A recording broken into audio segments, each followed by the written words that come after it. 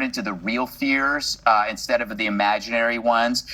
The imaginary fears are basically what we used to call luxury problems. So instead of going after the real fears that Trump understood because he spoke to people, crime, cost of living, public education is an actual fear. The imaginary fears of Democrats are the luxury beliefs that you can have time to indulge, whether it is climate change, transphobic bathrooms. Is this bathroom okay for other people?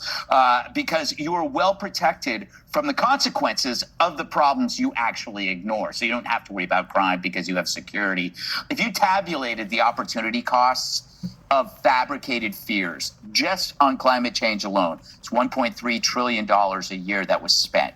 And you actually had applied that to actual problems, drug addiction, urban blight, police salaries, public education, the fire risk in California. How many problems could have been solved if we didn't sink all of that money into an imaginary fear?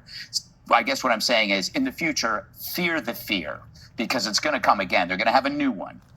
Well, New Yorkers don't fear the fear. They're about to elect a socialist who's going to exponentially make all those problems much, much worse. Well said, Greg. So we're on day 30. Yes, you're welcome. We're on day 31 of the shutdown, Joey. Yeah. And if it's not lifted by Thanksgiving, is it going to lift ever? And what will it take to get us out of this impasse?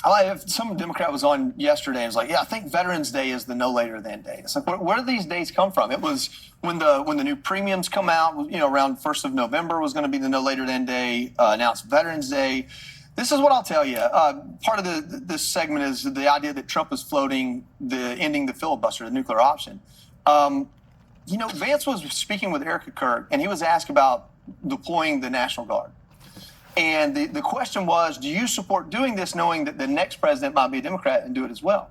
And Vance said, don't not do something you need to do in fear that the Democrats might do it next, because they've already done it. And when you talk about the filibuster, for example, it was Harry Reid in 2013 that brought in the nuclear option for presidential confirmation. So now Republicans moved it forward for judicial, for the Supreme Court.